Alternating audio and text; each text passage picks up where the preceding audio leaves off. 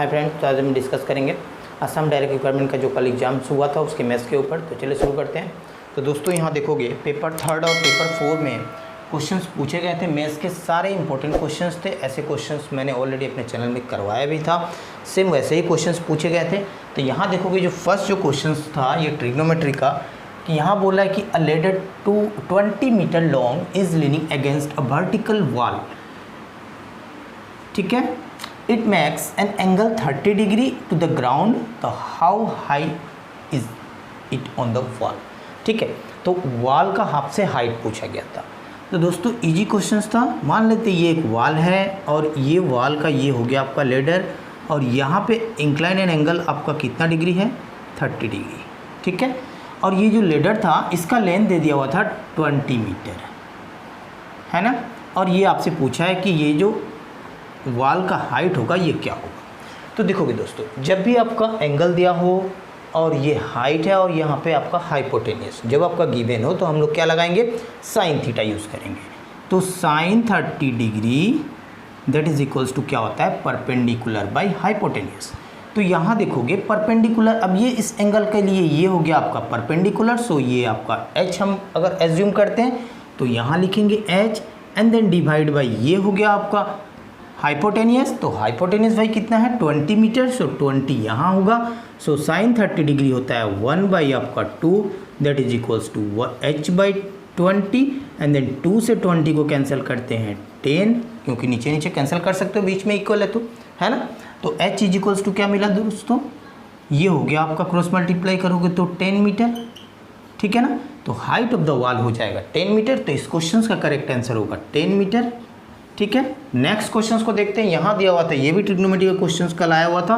Cos theta is equals to A by B है। Then आपसे पूछा गया था कि सेक थीटा, मैंने बहुत सारे वीडियो में बताया भी था कि कोस क्या होता है, सेक का उल्टा। यानी क्या करोगे, जब आपको पूछा है सेक थीटा तो इसी को आप उल्टा कर दो, तो बी बाई ए हो जाएगा इस क्वेश्चन का आंसर, बी बाई ए। ठीक है, नेक्स्ट देखते हैं। यहाँ बोल रहा है कि a wheel makes 1000 revolution is covering a distance of 22 kilometre, find the radius of the wheel. तो दोस्तों अगर व्हील को लें और इसका एक रोटेशन अगर हम लोग लें तो ये पूरा यहाँ से लेकर अगर स्टार्ट होगा तो रोटेशन करेगा यहाँ तक, ये होगा एक रिवोल्यूशन। तो ये अब यहाँ से यहाँ तक क्या बोलेंगे हम लोग, इसे सरकमफ्रेंस बोलेंगे। तो सरकमफ्रेंस अभी यहाँ पे क्या हो जाएगा, 2 पाई आर। ठीक है ना, तो ये एक रिवोल्यूशन हुआ, बट कितना टाइम्स रिवोल्यूशन कर रहा है, ये आपका 1000 टाइम्स कर रहा है।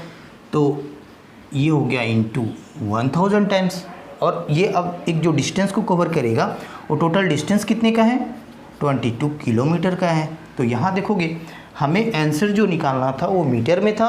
ठीक है, तो यहाँ आपका किलोमीटर है, तो इस किलोमीटर को कन्वर्ट करेंगे मीटर में, तो इज इक्वल्स टू हो जाएगा 22 इंटू 1000।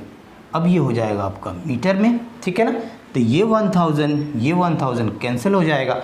सो अब ये 2 से अगर 22 को कैंसिल करें तो 11। So r is equals to 11 by pi. ठीक है ना, अब इस पाई का वैल्यू क्या होता है, 22/7। तो यहाँ हो गया आपका 22। अब ये नीचे का 7 ऊपर जाएगा, सो इसको कैंसिल करते हैं तो ये हो जाएगा 2, और 7/2 दैट मीन्स हो गया R is equals to 3.5 metre. तो रेडियस ऑफ द व्हील हो जाएगा 3.5 मीटर। इस तरह क्वेश्चन ये सारे ये जो क्वेश्चन है ये शायद ये क्वेश्चंस को मैं ऑलरेडी कराया भी हूँ अपने चैनल पे। ठीक है, तो नेक्स्ट क्वेश्चंस को देखते हैं दोस्तों। नेक्स्ट क्वेश्चन है क्वेश्चन नंबर 4। यहाँ दिया हुआ है कि angle of a quadrilateral is in the ratio दे दिया हुआ है 1347। तो दोस्तों सबसे पहले यहाँ क्वाड्रिलेटरल बोल रहा है, तो क्वाड्रिलेटरल में टोटल एंगल कितने होते हैं, 4 होते हैं। ठीक है, और एंगल सम प्रॉपर्टीज़ क्या होते हैं क्वाड्रिलेटरल के, 360 डिग्री।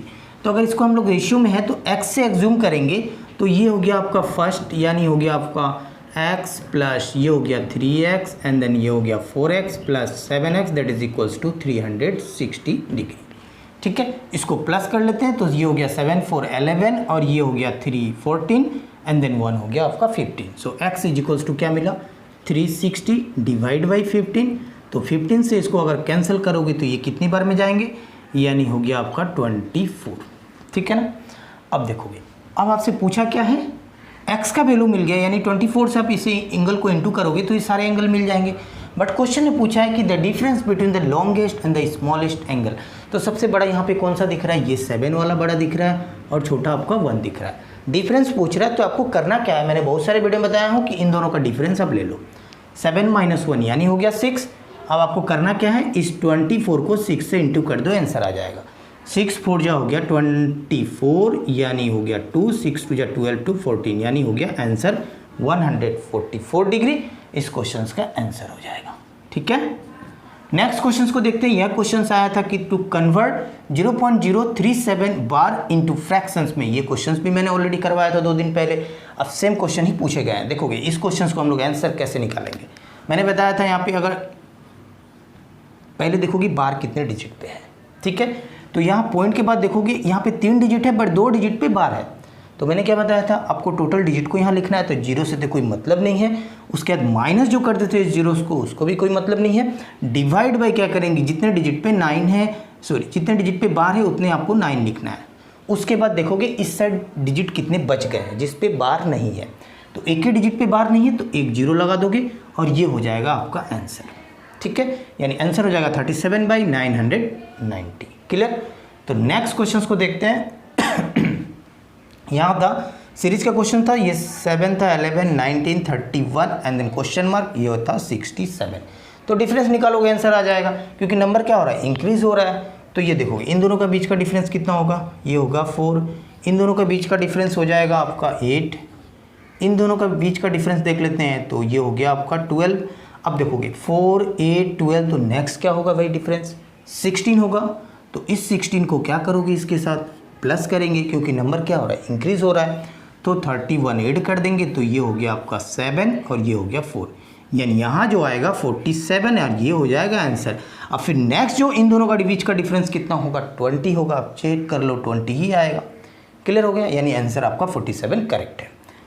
नेक्स्ट देखते हैं, ये रीजनिंग का क्वेश्चन था। 72 × 96 ये एक पैटर्न में दिया हुआ था, इस तरह से लिख सकते हैं। तो नंबर को आप ध्यान से देखोगे तो यहाँ जो डिजिट है यहाँ भी वो डिजिट है मौजूद, बट क्या है बस वो अरेंजमेंट किया हुआ है। देखोगे अब कैसे, अब यहाँ है आपको 6 9 है ना, फिर उसके बाद 2 7, यानी इस तरह से कंटिन्यू लिखा हुआ है। देखोगे 7 8 8 एंड देन यहाँ आपका 1 5, बट यहाँ आपका 5 होगा। ठीक है, क्लियर। तो अब यहाँ आंसर क्या हो जाएगा, 6 8 9 एंड देन 7, ये हो जाएगा आपका इस क्वेश्चन का करेक्ट आंसर।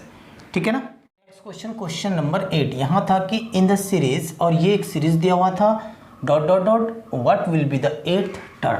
तो यहाँ देखोगे 2 6 18 है, 54 है। तो ये जो क्वेश्चंस थे ये ज्योमेट्रिक प्रोग्रेशंस के क्वेश्चंस थे। ठीक है, यहाँ पे हम लोग कॉमन रेशियो फाइंड करके हम लोग सम को निकालेंगे, या फिर जो नंबर ऑफ टर्म्स जो आपसे पूछे वो हम लोग फाइंड करेंगे।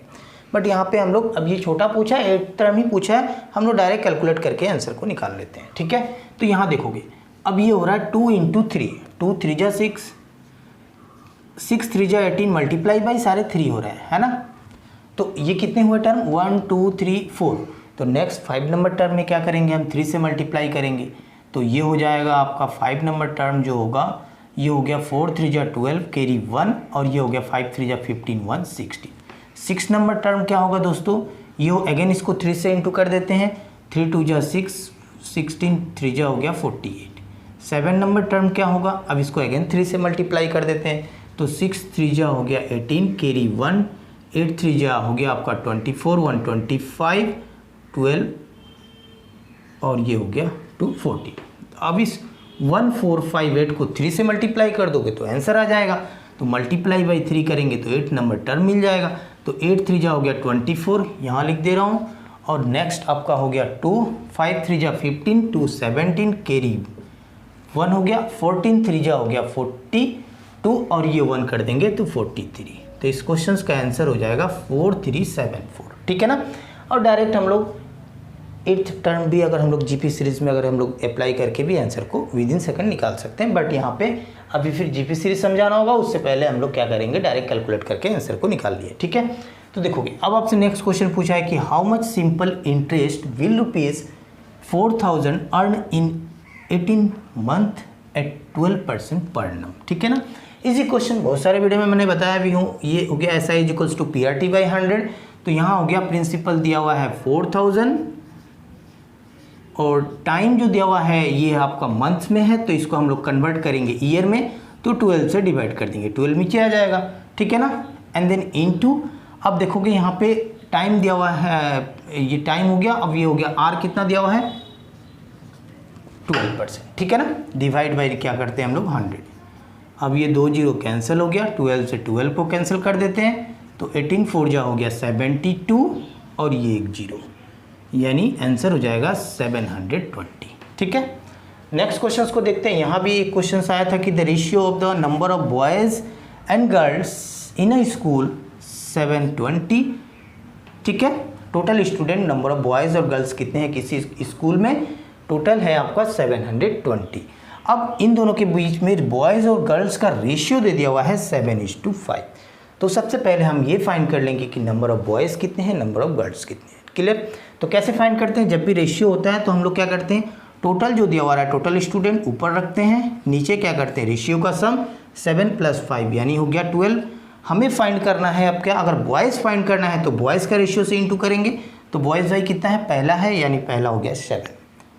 तो इसको कैंसिल करते हैं, पहले कितनी बार में जाएगा, 12 6 जा 72 और ये हो गया 0। अब 7 6 जा हो गया 42 और ये 0, यानी 420 हो जाएगा number of boys. And then number of girls कितने हो गए, नंबर ऑफ गर्ल्स अब माइनस कर सकते हो या फिर यहाँ से आप मल्टीप्लाई कर दो क्या 5। अब अगर -5 से मल्टीप्लाई करेंगे तो 6 5 जा हो गया 30 यानी 300। टोटल ऐड करके देखो 720 ही मिलेगा, ठीक है। अब नेक्स्ट आपसे पूछ रहा है कि हाउ मेनी मोर गर्ल्स। अब देखोगे यहाँ पे गर्ल्स तो कम है, अब इस यहाँ क्वेश्चन पूछ रहा है कि कितना गर्ल्स को आप ऐड करोगे कि जो रेशियो हो जाए 1:1 का हो जाए। तो 1:1 रेशियो मीन्स सेम होना पड़ेगा number of boys and number of girls. तो यहाँ नंबर ऑफ बॉयज़ ज़्यादा है 420, तो गर्ल्स में कितना चाहिए जो 420 के बराबर हो जाए, तो हमें ऐड करना होगा 120। तो यही था आपका आंसर 120 नंबर ऑफ गर्ल्स, ठीक है ना। नेक्स्ट क्वेश्चन, यहाँ एक क्वेश्चन पूछा गया था कि 3 नंबर्स PQR एंड एलसीएम दे दिया हुआ था PQ का Q एंड एलसीएम दे दिया हुआ था QR का R दे दिया था, और आपसे पूछा गया था कि एलसीएम PQR का क्या होगा। तो दोस्तों अब यहाँ तो वेरिएबल दिए हुए हैं PQR। अगर मैं नंबर में आपको कन्वर्ट करके दिखाऊं, मान लेते हैं सपोज 3 नंबर है 1 2 3, इन दोनों का एलसीएम कितना होगा 2 होगा, इन दोनों का एलसीएम कितना होगा 6 होगा, ठीक है ना। अब देखोगे यानी PQ का एलसीएम 2 आया, और ये इसको ले लेते हैं QR, ठीक है ना। तो QR का एलसीएम हो गया कितना 6। ओवरऑल एलसीएम आप निकालोगे 1 2 3 का, तो कितना आएगा भाई 6 ही आएगा ना। तो यानी लास्ट वाला आ रहा है ना। तो याद रखोगे दोस्तों, इस क्वेश्चन का आंसर हो जाएगा, हमारे पास में PQ का Q है एंड देन QR का R है, सो एलसीएम हो जाएगा PQR का R, ठीक है ना। तो दोस्तों आज मैंने मैथ्स के कुछ क्वेश्चंस करवाए जो कल के एग्जाम्स में पूछे गए थे, ग्रेड 3 के एग्जाम्स में, पेपर 3 और 4 में। तो नेक्स्ट वीडियो में और कुछ क्वेश्चंस को डिस्कस करेंगे जो क्वेश्चंस आए हुए थे। तब तक के लिए जय हिंद, वंदे मातरम।